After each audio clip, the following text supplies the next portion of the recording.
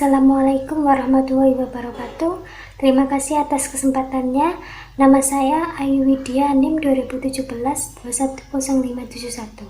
Saya di sini akan mempresentasikan hasil metode penelitian saya yang berjudul Pengaruh Kinerja Keuangan, Likuiditas, Aktivitas, dan Profitabilitas terhadap nilai perusahaan pada perusahaan manufaktur yang terdaftar di Bursa Efek Indonesia. Memasuki bab yang pertama yang terdiri atas yang pertama latar belakang, yang kedua perumusan masalah, yang ketiga tujuan penelitian, dan yang keempat manfaat penelitian. Yang pertama latar belakang. Latar belakang perusahaan memiliki tujuan jangka panjang dan jangka pendek.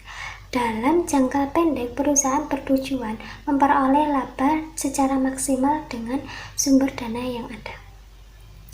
Sedangkan jangka panjang, perusahaan memiliki tujuan untuk memaksimalkan nilai perusahaan. Nilai perusahaan selalu dikaitkan dengan harga saham perusahaan. Jika harga saham tinggi, maka nilai perusahaan ikut tinggi. Maka sebaliknya, jika harga saham turun, maka nilai perusahaan ikut turun. Yang kedua, perumusan masalah.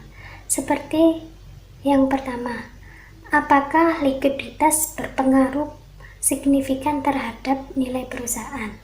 Yang kedua, apakah aktivitas berpengaruh signifikan terhadap nilai perusahaan? Dan yang ketiga, apakah profitabilitas berpengaruh signifikan terhadap nilai perusahaan? Yang ketiga, tujuan penelitian. Seperti yang pertama, untuk mengetahui pengaruh likuiditas terhadap nilai perusahaan pada perusahaan manufaktur yang terdaftar di Bursa Efek Indonesia. Yang kedua, untuk mengetahui pengaruh aktivitas terhadap nilai perusahaan pada perusahaan manufaktur yang terdaftar di Bursa Efek Indonesia. Yang ketiga, untuk mengetahui pengaruh profitabilitas terhadap nilai perusahaan pada perusahaan manufaktur yang terdaftar di Bursa Efek Indonesia. Yang keempat, manfaat penelitian. Manfaat penelitian bagi peneliti yang pertama, menambah wawasan dan kemampuan berpikir mengenai penerapan teori-teori di perkuliahan terkait dengan faktor-faktor yang mempengaruhi nilai perusahaan. Yang kedua, dapat memahami dan menambah ilmu pengetahuan secara wawasan di bidang keuangan, khususnya mengenai faktor-faktor yang mempengaruhi nilai perusahaan. Manfaat selanjutnya bagi perusahaan. Penilaian kinerja keuangan ini sangat penting dilakukan karena membantu pihak perusahaan menentukan langkah selanjutnya. Dengan adanya penilaian atau evaluasi kerja, pengelolaan perusahaan menjadi lebih mudah dilakukan karena bisa menetapkan tindakan kebijaksanaan perusahaan berdasarkan data yang telah dievaluasi dari kinerja perusahaan. Memasuki bab yang kedua, untuk landasan teori meliputi yang pertama nilai perusahaan, yang kedua likuiditas, yang ketiga aktivitas, dan yang keempat profitabilitas. Yang pertama nilai perusahaan. Nilai perusahaan merupakan persepsi investor terhadap tingkat keberhasilan perusahaan yang terkait erat dengan harga sahamnya.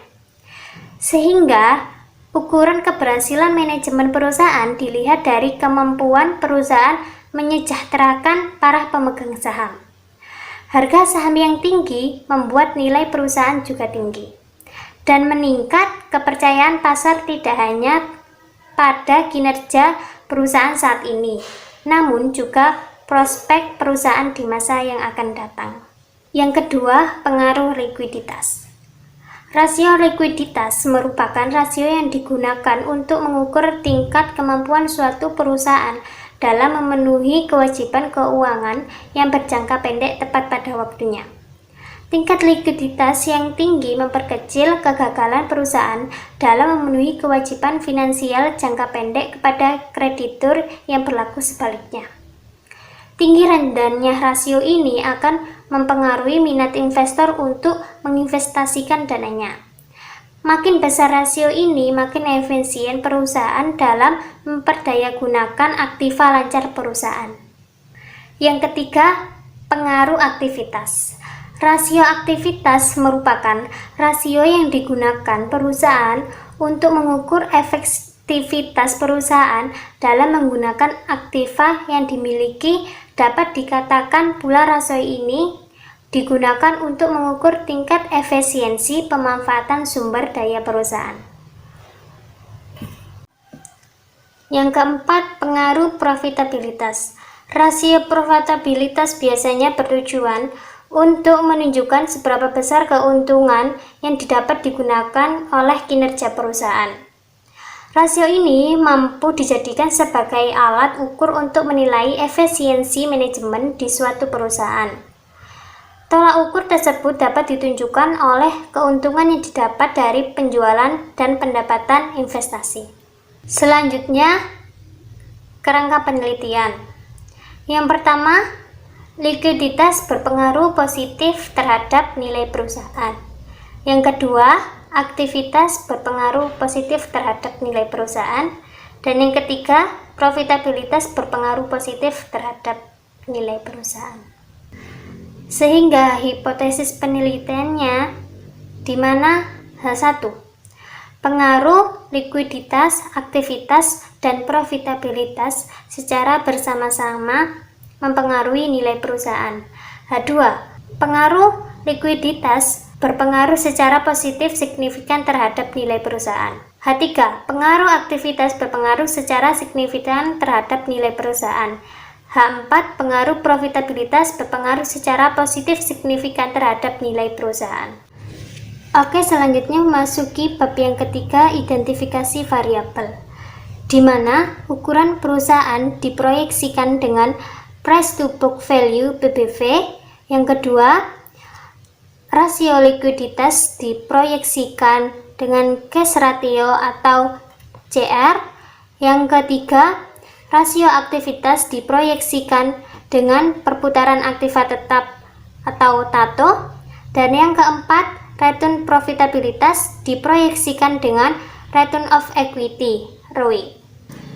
Selanjutnya, ada populasi sampel dan teknik pengambilan sampel. Yang pertama, populasi. Populasinya pada perusahaan manufaktur yang terdaftar di Bursa Efek Indonesia.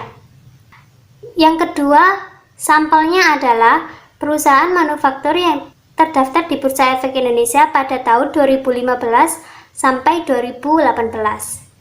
Yang ketiga, teknik menggunakan teknik purposive sampling untuk menentukan hasil yang diinginkan. Selanjutnya ada teknik analisa data. Ada dua. Yang pertama, analisis deskriptif dan analisis uji hipotesis. Yang pertama, analisis deskriptif merupakan dapat memberikan subjektif, digunakan untuk memperoleh gambaran secara umum variabel-variabel untuk pengamatan rasio, likuiditas, aktivitas, dan profitabilitas. Selanjutnya ada uji hipotesis. Ada dua, uji F dan uji T. Uji T sebelah sisi kanan menguji variabel bebas yang memiliki pengaruh positif terhadap nilai perusahaan. Uji T sisi sebelah kiri menguji variabel bebas yang memiliki pengaruh negatif terhadap nilai perusahaan. Sekian presentasi dari saya. Mohon maaf bila ada salah kata. Wassalamualaikum warahmatullahi wabarakatuh.